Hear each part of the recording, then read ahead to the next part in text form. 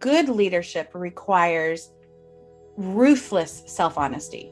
To be ruthless, but generous self-compassion.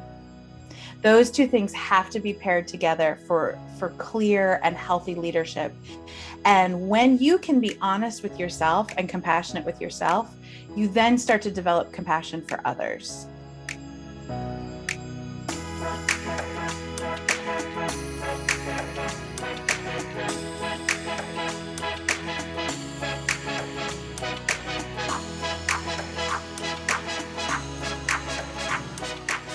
Hello, welcome back to You Need a Counselor podcast. My name is Julie Johnson. I'm the president and founder of Heart and Solutions, a strength-based counseling agency here in Iowa.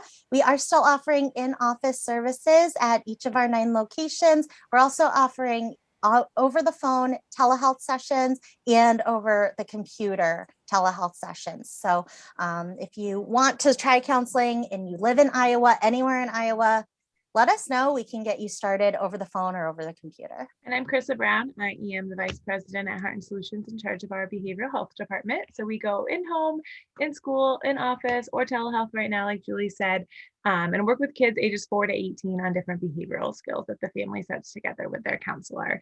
And this is our podcast, You Need a Counselor. So our mission is that we are designed for people curious about counseling that have barriers keeping them from experiencing the benefits of counseling.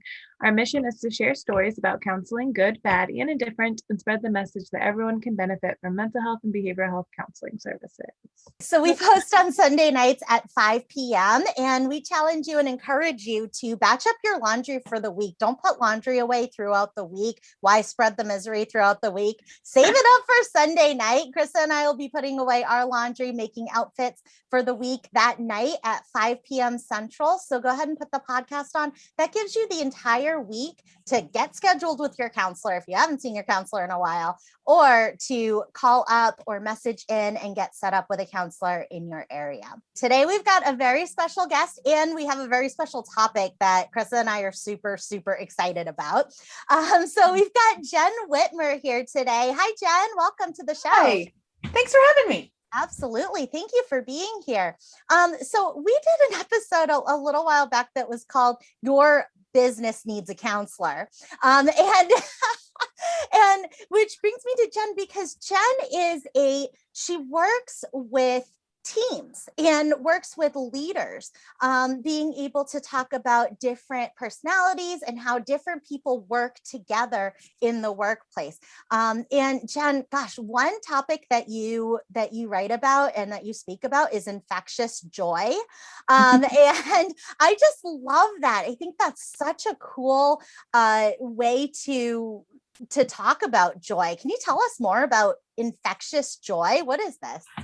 Well, it really comes from the fact of when I was struggling to figure out what in the world do I want to do with my life after being a teacher for 20 years. I had some people that I just kept interviewing and I was like, tell me what you do. Tell me how you got here and what advice do you have for me? And one of them said, look at the golden thread of your life. What keeps coming up? What comes up in all the places and spaces that you have worked and had friendships and ministered and all those kind of things. What keeps coming up? And one of them that kept coming up was the idea of I can talk about really hard topics and hold them lightly.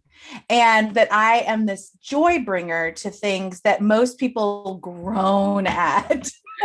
And they're like, oh, I don't want to talk about that. And most of the time, I don't want to talk about it either. However, I've learned that the joy comes when we work through those types of things. And so that infectious joy comes from the idea of just who I am as a strength. And that's what I bring to the table, is that not everything that is serious and hard has to be heavy. Some things really are. But we can hold things lightly. And sometimes when we hold them lightly, they're easier to solve. And so that infectious joy kind of comes from the idea that we can hold things lightly, and real joy has deep roots. And sometimes those roots are formed in the dark. And so out of dark places, we can find real joy. And so I think those two things together are the infectious joy that I bring. I love that. Joy under any circumstances, joy in hard times, joy in exciting times. And I think there is such a dichotomy in our polite society about, okay, things either need to be joyful, playful, and perfect and wonderful, or they've got to be serious and meaningful and important and difficult. And I love this idea that it can be both. We all have to have hard conversations in our lives. It's so important and kind to have those hard conversations with people, even though it's tempting to not have those conversations. And the idea that we can still be playful in those, and we can still have relationship and be building relationships during those hard conversations is just awesome. So infectious joy. I love that. It reminds me of this idea of being unreasonably happy. Right? Yes. Throughout anything that happens, we can make the decision to be unreasonably happy, which does then validate the idea that, like, I don't have any reason to be happy. I can be miserable if I want to. Right? But the fact that I'm choosing to be unreasonably happy, I just love that. So I love this golden thread idea of bringing that joy throughout your life, no matter what happens around us. We get to control that part of it. Yes, absolutely. And so you work with teams, you work with leaders, you work with people on their communication and their ability to connect with the people around them so that we can all work together and be productive together as teams. And one way that you do that is through Enneagram, which we are so excited about. We love Enneagram. So for anybody listening, Jenn, will you tell us what is Enneagram? Sure. So if you're listening to this and you're like, I don't, any of what? Yeah. What are the syllables that just came out of her mouth? The Enneagram is a personality framework. So anybody listening has probably heard of Myers-Briggs and StrengthsFinders or DISC or Colby, or a BuzzFeed Princess Quiz. Those are all personality frameworks. The one that I have used many of them before, including the Princess Quiz, but really the ones that are more respectable. I've worked with all of them over the years, but the one that I have found to be the most effective in not just telling us what we do and how we do it, but actually getting underneath and understanding the why. Why is this motivating me? And then, I can do something about that. That developmental piece, that's the Enneagram. So it gets underneath all of the, sure, I'm an extrovert, and yeah, I'm a communicator, and yeah, I'm a high I, and all those things are true. But why I am that way is underneath all of that. And that's what the Enneagram reveals to us. And it can sometimes be really exposing, but at the same time, it's like that good exposure of like, oh, right, that's what's down there. Well, now I can do something about it. And Carl Jung talks about this idea, and I'm going to mess up the quote, but basically, if you don't make the subconscious conscious, you're doomed to repeat it and call it fate. And the Enneagram helps us understand what's underneath that subconscious piece that's driving even why we write an email the way we write it, or why I pick up the phone and say something a certain way beyond just, what's polite or what's expected. There's something underneath and that's motivating us to do all of these behaviors. And when we can figure that out, then we can have this developmental option of changing it. I love that. It speaks to the how versus the why. Really speaks to, in our organization, we do two services. We do therapy and we do behavioral intervention. Mm-hmm. And what you're illustrating here really speaks to that, because we talk about how therapy is the why.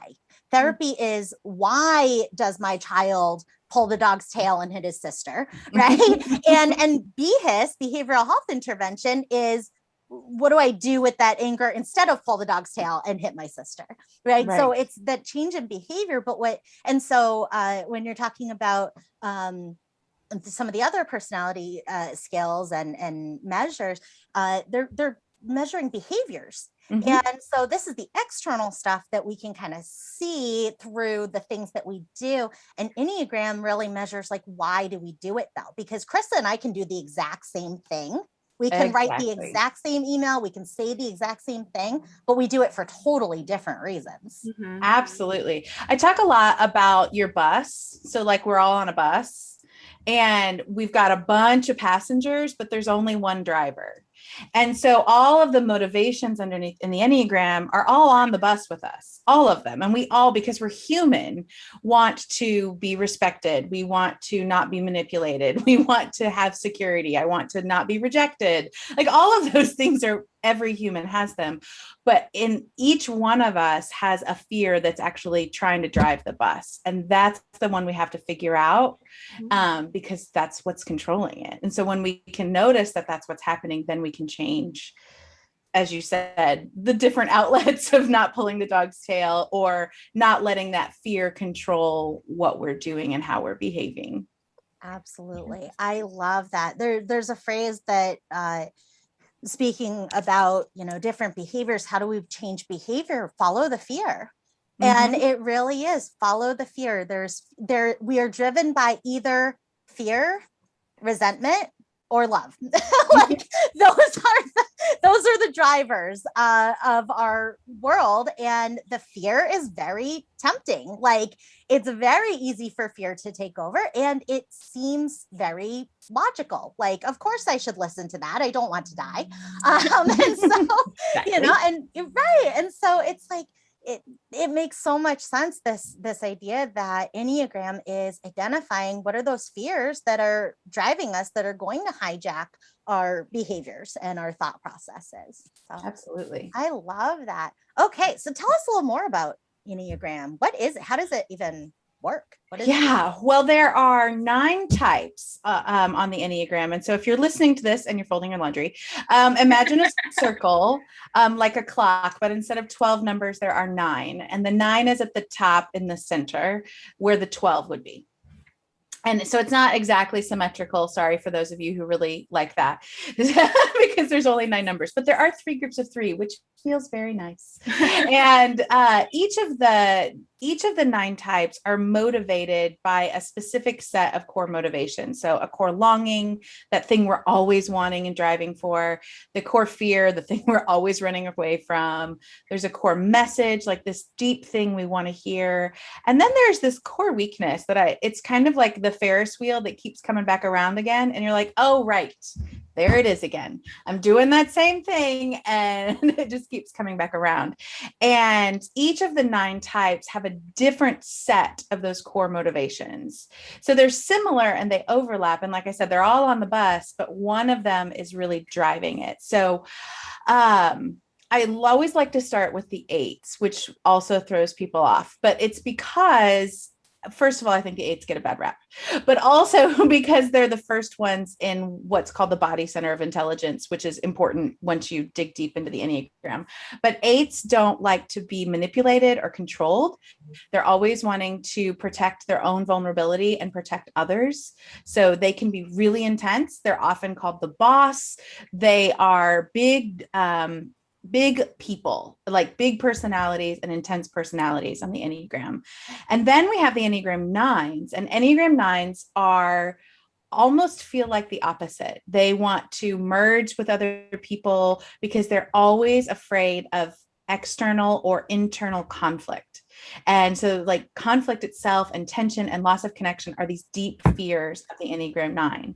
And then Enneagram 1s are always looking to perfect things because they're afraid that they're not going to be good or in alignment with what's right. This deep fear of being out of rightness. And so those 3 make up what we call the body center. And they're all trying to struggle with anger. Like you said, resentment. They're all trying to figure out, how do I deal with anger in a way? And so the fears are pushing them to behaviors that may look similar or may look very, very different. And then the next center of intelligence are the heart center, and they're dealing with shame in some way and identity.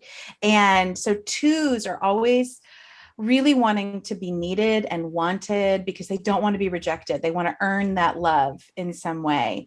And then threes are like the walking motivational posters of the Enneagram. They're the big achievers.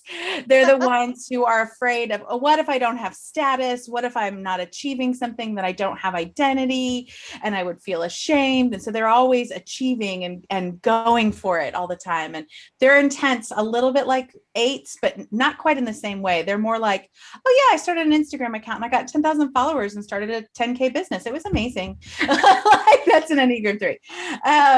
But deep down, they're hustling. Like, they've got an inner hustle that's hustling for their worth, that is unhealthy and hard to cope with. So I don't want to make light of that fear that they have. And then Enneagram 4s, the last in the heart center, are these romantic individualists who are always creating space for emotional connection because they're deeply afraid that they are going to be emotionally isolated, or somehow their emotions are going to disconnect from themselves or disconnect them from other people, and that other people have this thing that they don't have, like they're missing something internally. So they're always trying to create space to make sure they can find that.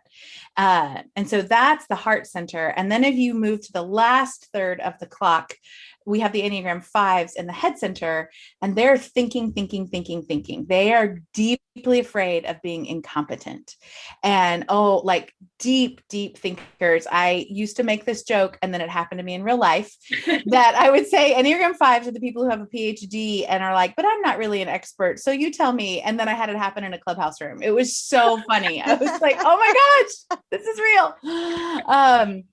Because they're such deep thinkers and they always know there's more knowledge to know. And they are afraid of what happens if I don't know it and somebody needs it. So this is that driving fear of the 5. And so sometimes they pull back because of that and have to manage their energy, because if somebody needs something, then it's going to have more energy than I have to give.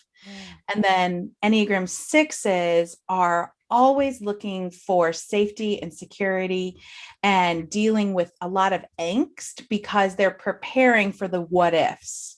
Like, oh, what if this thing could happen? What if this thing could happen? So that preparing comes from this fear of being abandoned, either emotionally or physically, or being blamed, because Enneagram 6s are like, I told you so. Wait, I did. Yeah. And so they don't want to get blamed. And so they're always kind of preparing for the things that could happen. And then Enneagram 7s, the last in the head center, are the enthusiastic visionaries. They're always looking for more and what's next, and kind of planning the next big exciting thing, because they're afraid that they're going to miss out or they're going to be limited. Because what if that one more thing is the one thing that's going to make me happy?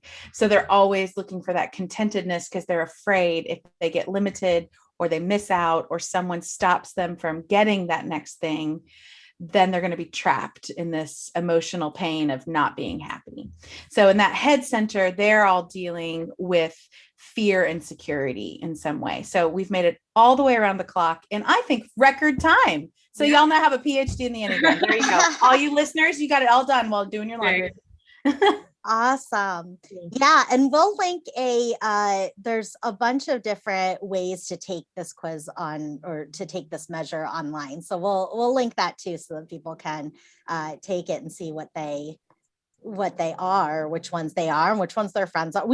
I make everybody take this. And if you want, on my website, jennwhitmer.com/freebies, which I'm sure you'll link, but it also has a booklet that really goes through all of the things that I just said in a little bit more in depth. And it's called, Why Do I Keep Doing This? But it lists all of the core motivations, that personality strategy, that core longing, the core desire, the core weakness, and the core message that each type wants to hear. So if your listeners want something that's a little bit more than just this quick run around the circle, they can get that for free there too.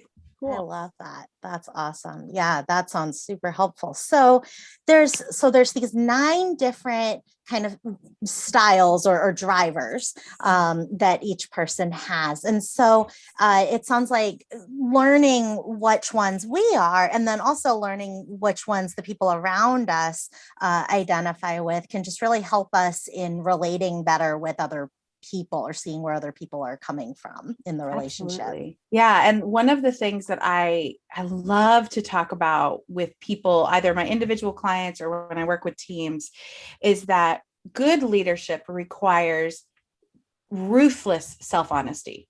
It should be ruthless, but generous self-compassion. Those two things have to be paired together for clear and healthy leadership. And when you can be honest with yourself and compassionate with yourself, you then start to develop compassion for others, because you start to see, oh my gosh, if this fear of missing out is driving me in this way from that one meeting, like how many other people were in that meeting and their own fears were interacting with whatever the situation was.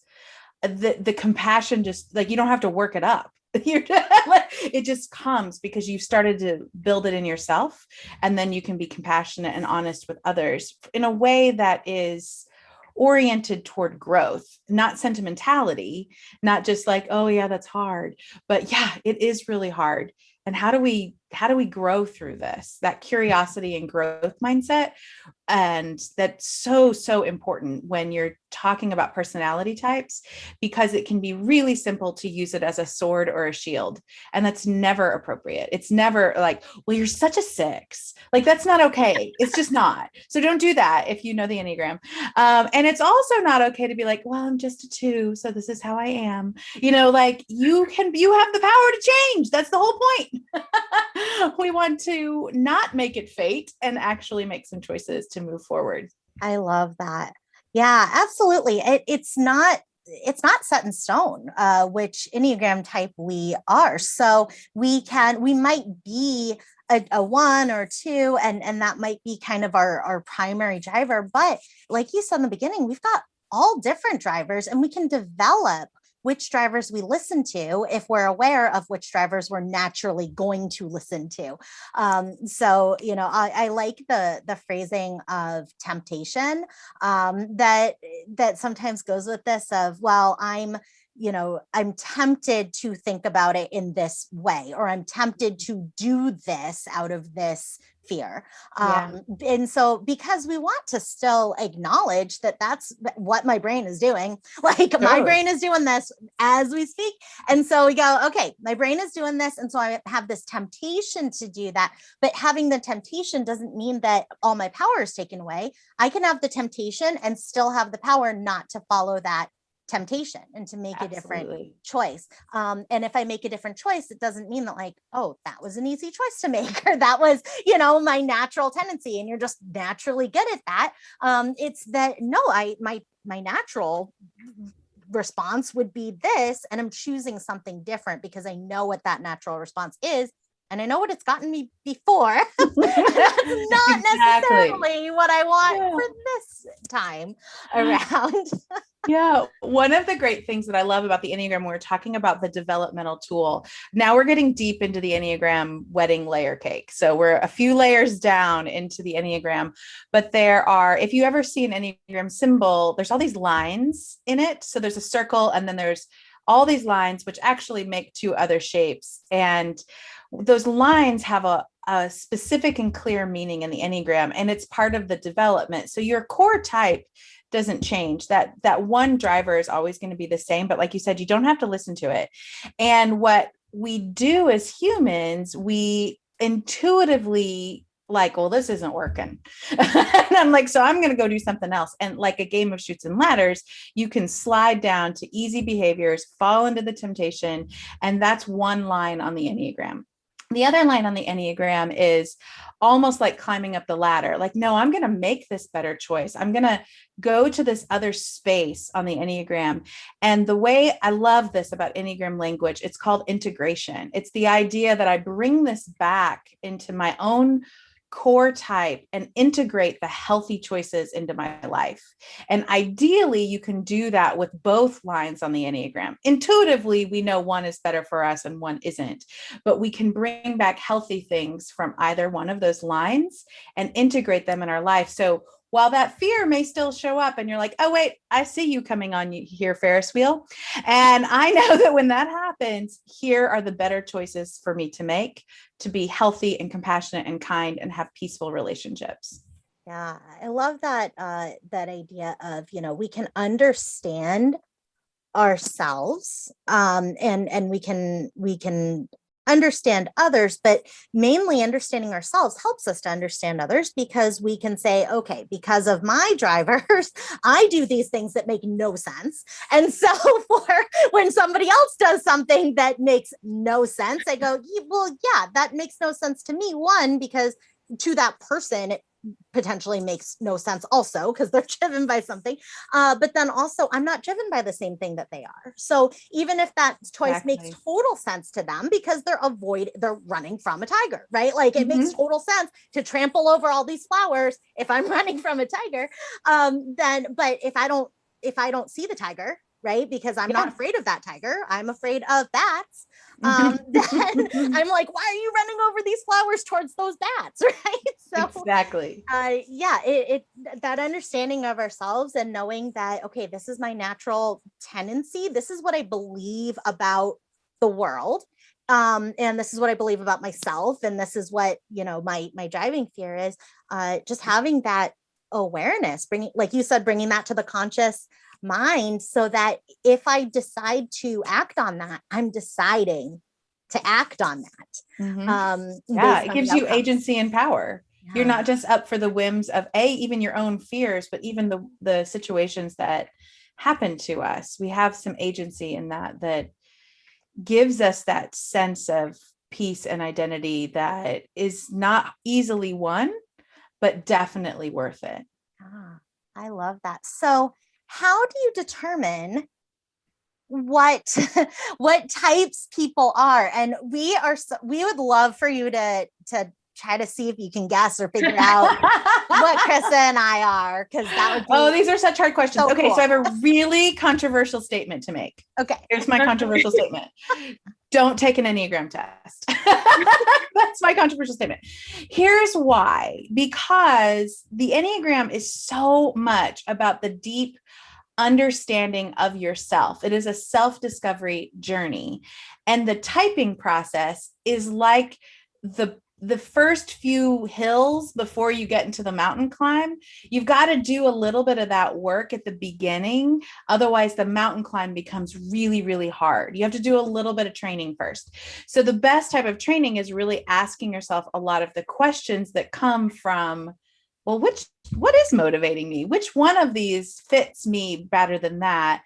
And the Enneagram assessments, I mean, that's just a lot to ask from a multiple choice test. Like it's a lot to put on the choice of a click button. Now, there are a few assessments that are better than others. And so as long as people are taking Enneagram assessments with the idea of this is a data point, and part of my practice, like this is one exercise in the hills before I get to the mountains, then I think that's great. But just in general, it's just so easy. We want boop, boop, boop, boop, boop, blah. There you go. That's your number. That's what we want from every assessment. That's how our society works in the States and in most of the Western world. We're always looking for shortcuts. We want that. But really the deep work of the Enneagram comes from slowing down, from examining, from letting it sit and settle and then percolate back up. And that can make it really challenging. So as long as people are using the assessment to kind of say, this is the beginning of my self-discovery journey, then I'll be okay with that. And then I love that. This is how we do assessments here, mental health diagnostic assessments too. We use a tool called the Vanderbilt for children. And it's a multiple choice. We say things like it's like a BuzzFeed quiz, like you click through. But we don't use those scores to give diagnoses. We use those answers to gather information to give diagnoses. And so I love what you're saying about this, because I've seen people take the quiz and be like, that's not me. Okay, yeah, that's not you then. Right. So I love that idea of not letting that quiz. And also when we talk about the conscious and the unconscious mind, things like writing or typing or reading or writing bring us right back into cognition. And now we're in our elementary school brain going, okay, an A is an up and a down and being neat with our penmanship, all of that. Whereas this is the unconscious needing to communicate. And when we do things like typing or clicking or moving the mouse on the computer, we're bringing ourselves right back into our cognitive brain, and we're having to switch task. Yeah. And that's why I think the best ways, in conjunction with, listening to Enneagram teachers and things like that, are reading the descriptions. How much does this description, like, I would rather somebody look at a list of 30 characteristics than take a 30 question test. Because the 30 characteristics, you're going to be like, oh yeah, that's me. I didn't want you to know. Like, you're like, oh wow, how did somebody read my mail? Like, that wasn't what I wanted. But we learn and we grow when we look at the parts of ourselves we don't like. And often that's what we try to keep hidden. And so because we're talking about fear, nobody wants to do that. And so when you're looking at the pieces of the Enneagram, reading a description of a type, it makes it a lot easier to start to identify yourself. And most people are fairly accurate when they look at descriptions, and they're like, oh yeah, that's me. As long as they're in the frame of mind of being genuine and authentic and not being aspirational, they tend to find their type. Another great way to find your type is listening to Enneagram panels and podcasts. So there's several podcasts out there. My favorite are The Road Back to You, The Enneagram Journey, Enneagram Panels, and Typology. Those are some of my favorites. And when you hear someone talk about how they think through the lens of their Enneagram type, you start to go, yes, exactly. That is exactly how I think. Or you're like, I had no idea that thought could come from someone's brain, and that's not me. And so I think those descriptions and panels are such a great way to discover your type. And then you can start reading more and more about conflict styles and leadership styles and attachment styles and the moves and the wings and all those other components. But starting with those descriptions is really the best way to find your type. There's also, there are songs composed from the basis of each of these types. And what a great way to get in touch with what your unconscious is doing. Music just cuts right through it, doesn't it? It's so good. Music cuts through all the BS, and so if you go on and on YouTube, you can look up any type and you can find music for that type. And as soon as I had taken a quiz, and then I read the description, I was like, oh my gosh, that's my life. Like that is me. And I was like, how did they do that? But when I listened to the music for that type, instantly I started crying. And I was like walking outside listening to it on YouTube, and I just was like bawling outside on the sidewalk. Okay, it was not cute. As soon as I heard that music, it's amazing how they do that. Because not just the lyrics, it is the mood of the music, it is the tones that they use, it's the chords that it's incredible. It was so true. So the one that I know the best is Sleeping at Last, his album called Atlas, and he has all 9 types. And when I was first really digging in, he started with one, and then it took him about 4 years to finish all the way around. And he was like at 3 when I started kind of digging in a little bit to the Enneagram and was trying to figure out, it took me a long time to figure out my type. It was about 6 months or more.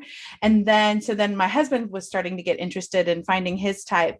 And there is a line in the song of his type that I was like, that's my husband. Like, that's it. And it was perfectly. And that is, as he dug in, I mean, he typed himself, but it's like, yep, that's it. Because you hear it and you're like, oh, that cuts all the way down. And you know, it's true. I love that. Self-diagnosis, we know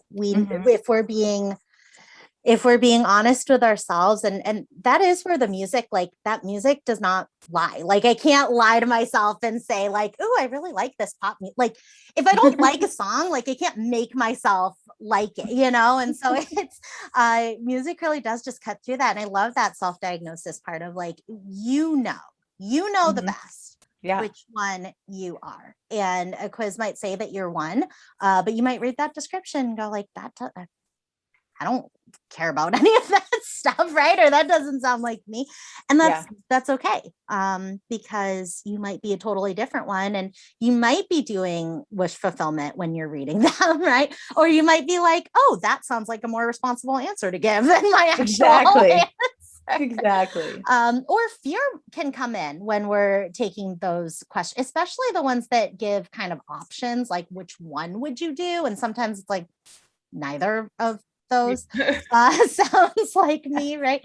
So I think in those situations, it's a great message that reading the descriptions can just really, really help us to come to our own conclusion about which one we are.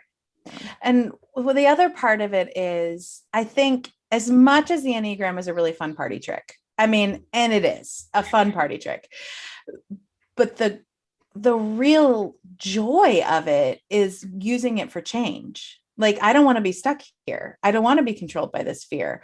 I don't want this to drive my behavior, or recognizing it is. So how do I choose a different behavior and make a better choice? Like, those are the things that are really where its power lies, in the possibility of transformation, not in just, a really good story, which is fun as much as I love it. It's just not the end. Yeah. And the descriptions too, I mean, they give sometimes a really nice reframe on stuff that we have maybe not liked about ourselves.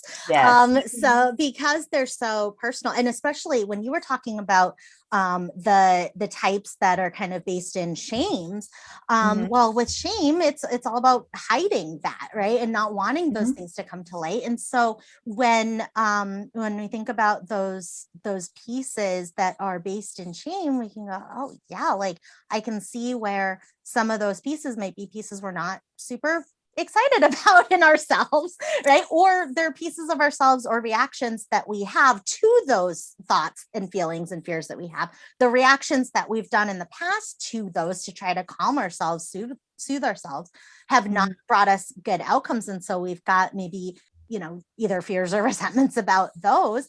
And then some of the descriptions though really help bring a more strength-based approach to some of those things that can seem like, okay, these are negative parts of my personality, when really, when you read a lot of the descriptions, you go, okay, like these are certain behaviors that I do because of it that are not super helpful, but these are other behaviors that I do because of it that are really helpful and have served me a lot.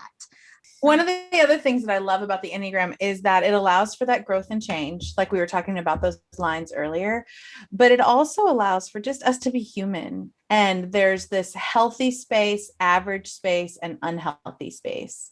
And so the descriptions help you see, oh, here's what it looks like when I'm at my best.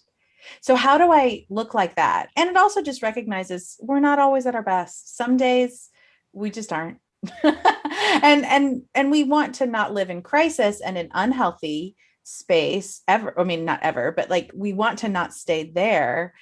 But there is this honoring of our humanity in, here's what I look like on just, the typical day, but here's when I'm at my best. And that's what I want to offer the world. And it's a really non-judgmental way to approach the strengths of our personality. Yeah, I feel like, in a team too, when we know what types of people work on our team and how those types interact with each other, that can be so helpful. Kind of like reading through, the relationship between this type and this type. And I've done that. So Chris and I were just doing that. And we've done that so many times. And we go, oh my gosh, like that's us. And it somehow, it makes certain conflicts or challenges between people less personal. Also. Exactly. Because it's like, okay, that person's not doing that to me because of like some failing of mine or because they're a horrible person. Like that's just how our types interact.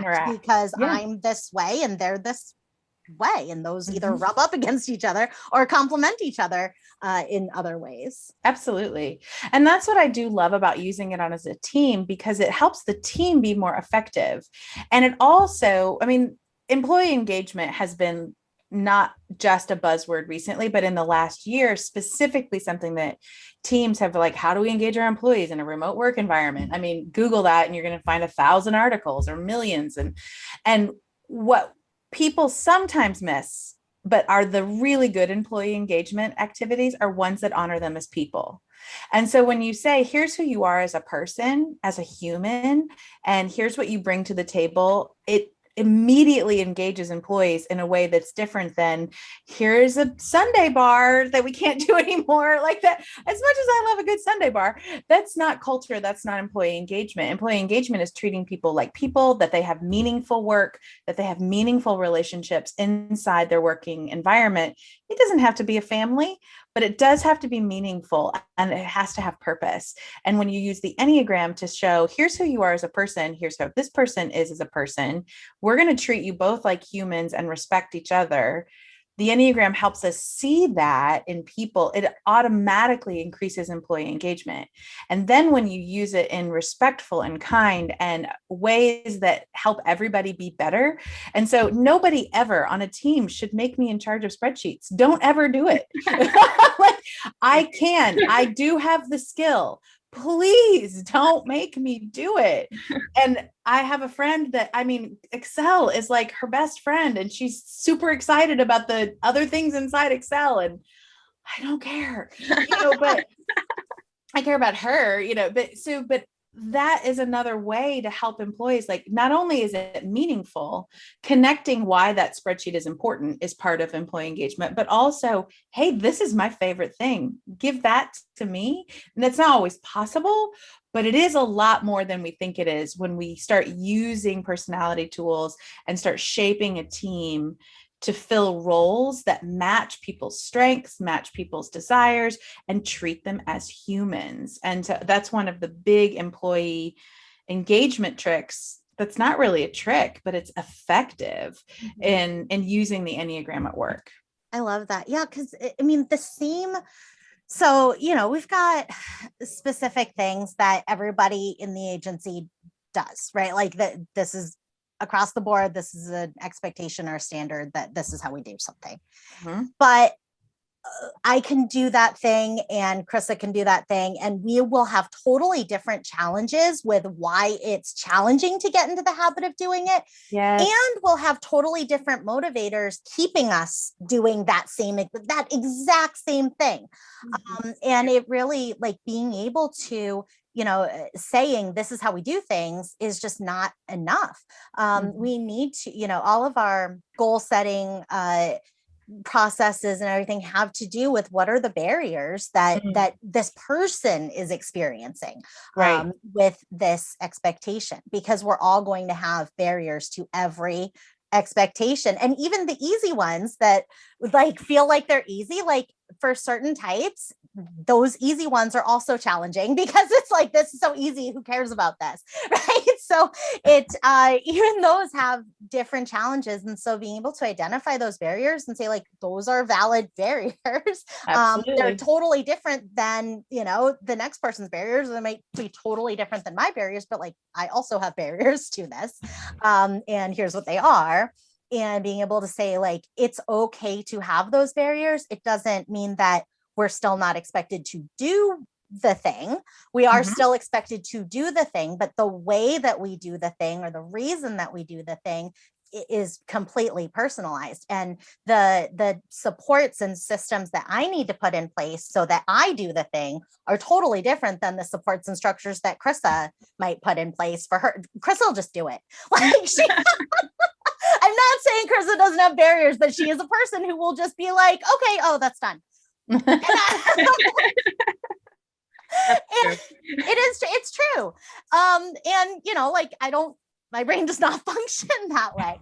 But it just, because of that, there are challenges that are specific to me for that same exact outcome. And while we're doing the same thing, and while both of our types care about being dependable and working hard and getting the stuff done that we need to get done. It's for totally different reasons. So I love that about just being, we can, as an organization, we can still hold standards of care.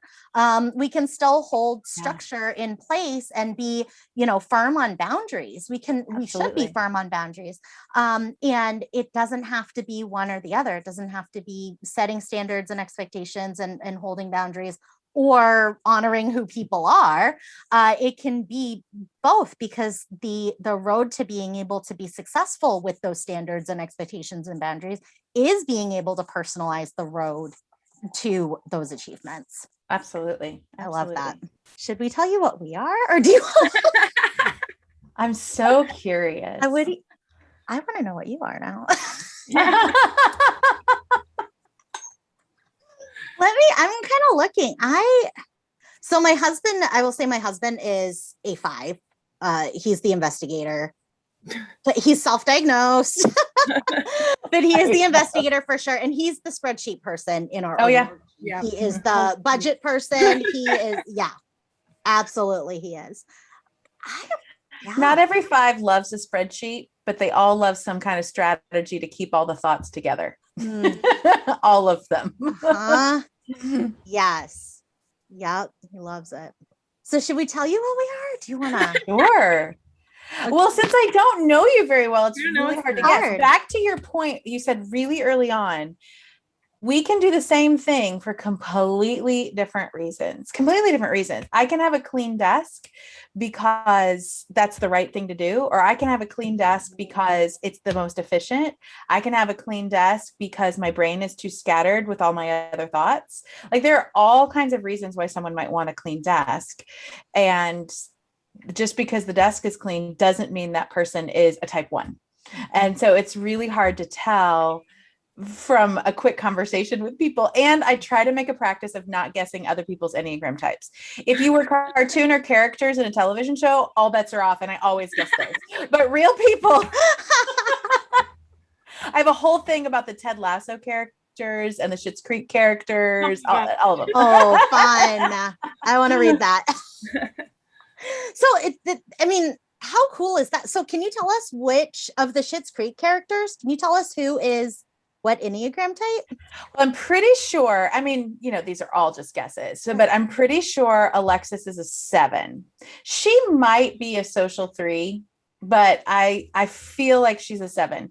David is a 4. I'm pretty sure about that one. So Alexis would be a 7, the enthusiast. Yes, so that's what I think. Busy, fun-loving type, spontaneous, versatile, distractible, and scattered. That sounds accurate. I could also see her as the challenger, powerful, dominating type, self-confident, decisive, willful, and confrontational. She's too not flighty, but she is not super worried about being vulnerable or controlled. Like that doesn't float into her. She's more like, okay, we're just going to make this fun. I like those 2 numbers are right next to each other. And so she probably most 7s also have a little bit of that 8 in them. So that's that fear of missing out one. That's the fear of missing out. Okay. Yeah. Oh, that makes sense. There's also the idea of being a 3, of having the status and being really good at knowing what's cool and how people are reading. Like 3s read the room really well. But her flightiness at 30 makes me go more towards 7, even though not all 7s at 30 are like that. But in a caricature, that is cool. I love that.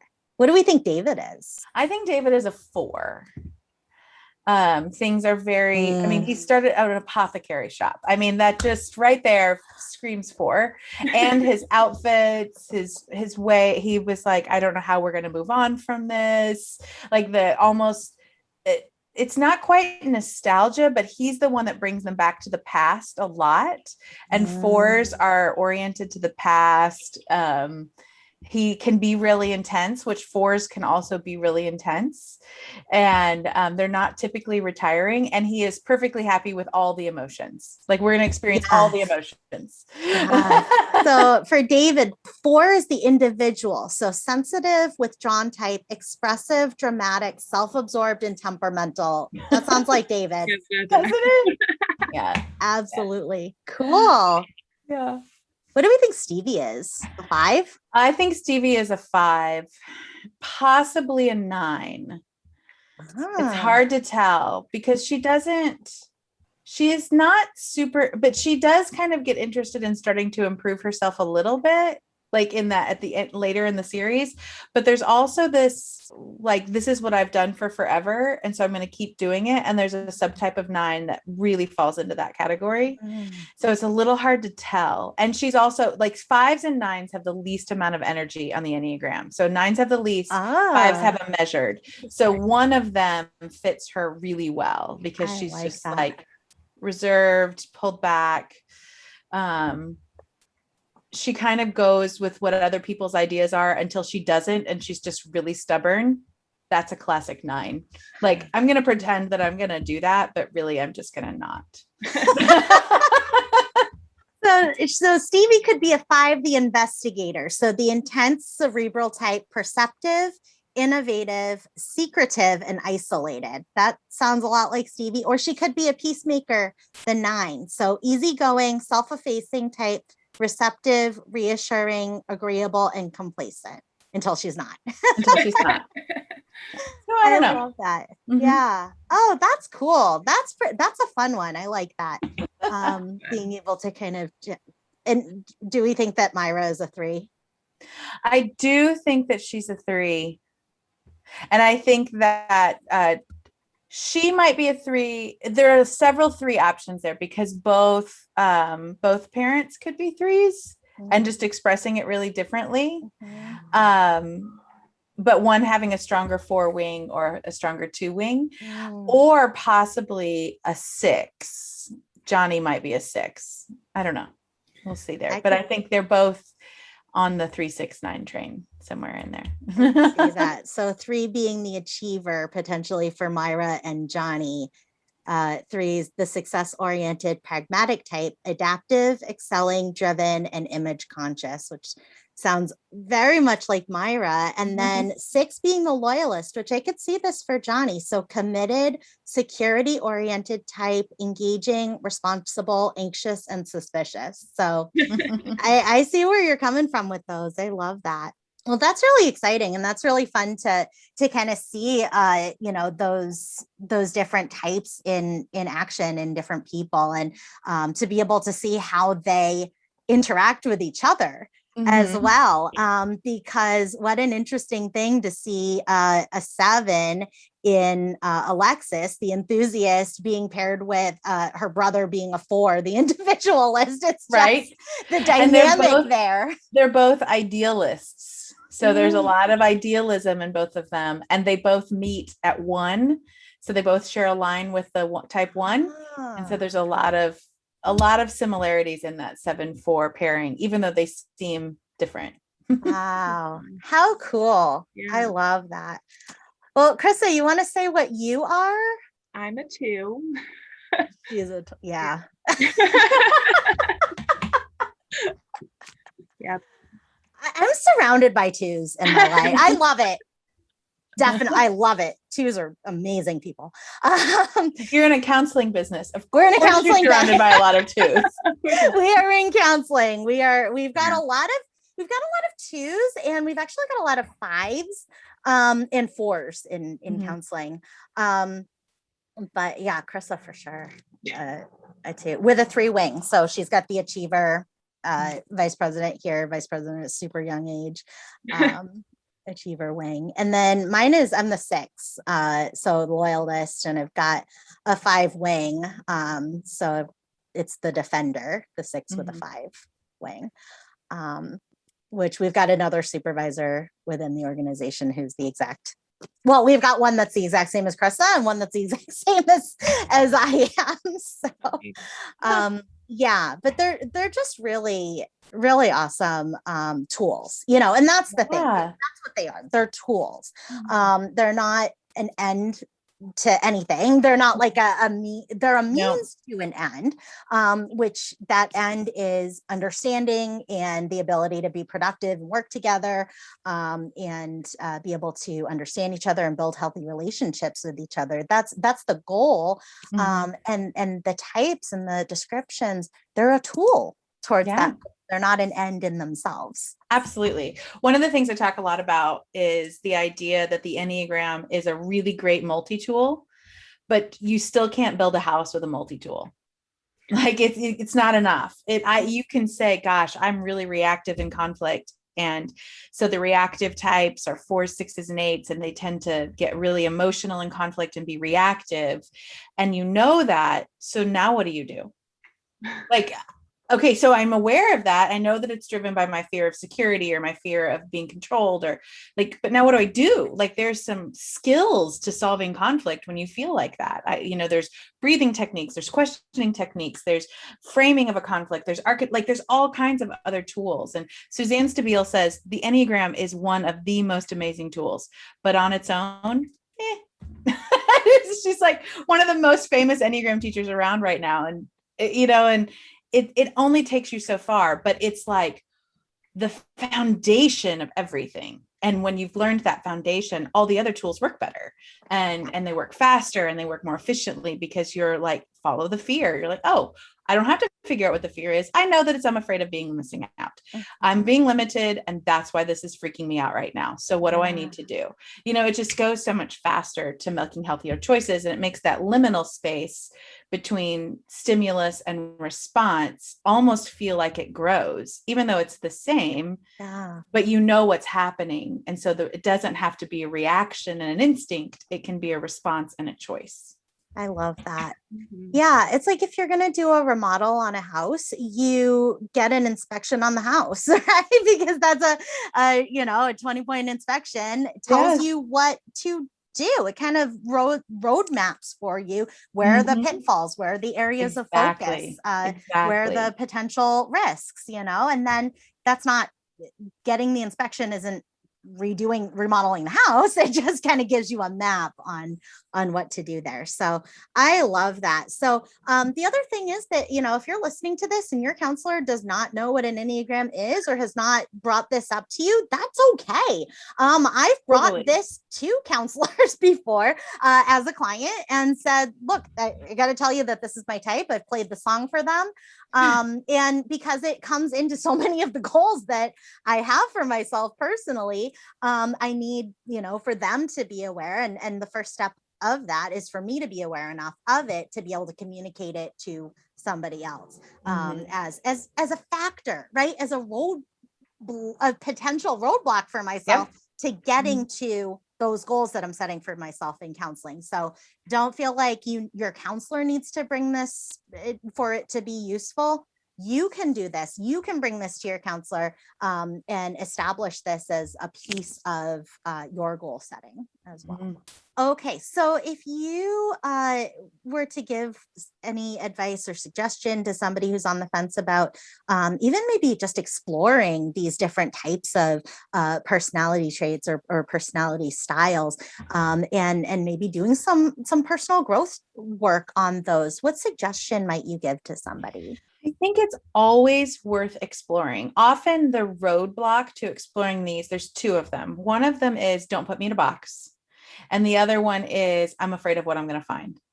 Those are the two biggest concerns. And for putting in a box, the Enneagram is all about helping you not be a slave to your personality. This framework that we've developed as people to make sense of the world sometimes doesn't serve us well. So it doesn't actually put you in a box. It tells you where you are, and then how do you walk out of that? And then you're afraid what you're going to find there. Yeah, but then you can't do anything about it. And it's like something starting to smell in the back of the closet. It's not going to go away.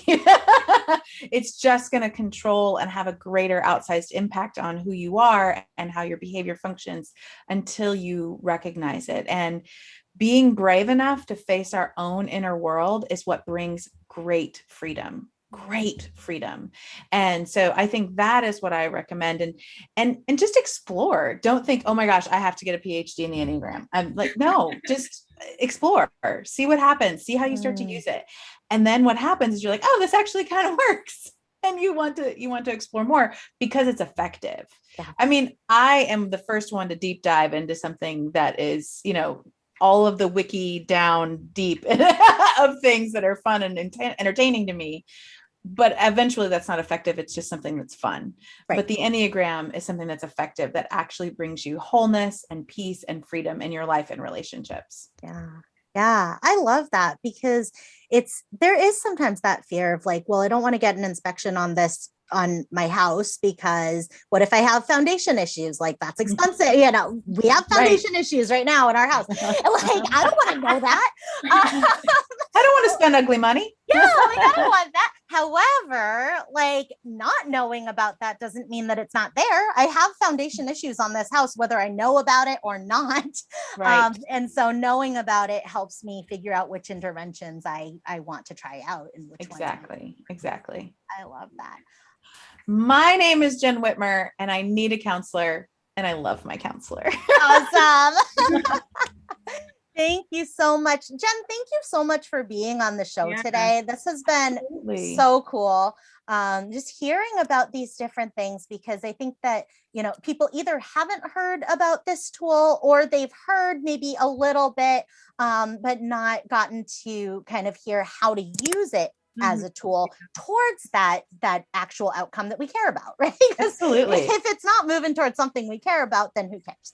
Right. So I love that you were able to explain this to us and bring that full circle into, what are our goals? What do we care about? And how do we use this for that? That's awesome. Yeah. I hope that if you've gotten your laundry done, come find me on Instagram and LinkedIn. That's where I play the most. Awesome. And come say hi and tell me you heard me here on You Need a Counselor. Yes. Wonderful. Thank you so much, Jenn. So we'll put all of Jenn's links in the show notes too. So thank you so much for being here. This was great. Absolutely. Thanks for having me. Awesome. So if you are in the Iowa area and you need a counselor, at Heart and Solutions, all of our counselors have at least a working understanding of Enneagram. The great thing is that if you are on an exploration journey of figuring this out for yourself, your counselor can just ride shotgun with you. They don't need to be an expert on this. They can ride shotgun as you learn more about it and as you learn more about your type. So give us a call if you're in Iowa at 800-531-4236. If you are in a different state and you want a counselor, definitely send us a Facebook message or send us an Instagram DM, and we will find you a counselor in your zip code as well. Like Julie mentioned, we post every Sunday night at 5 p.m. Central, so save us that laundry. Do your laundry while you listen to us on Sunday night, and then we can help prepare you to call a counselor that week to get scheduled for an appointment. I'm Krista Brown. And I'm Julie Johnson, and we need a counselor. And so do you. Bye. Bye.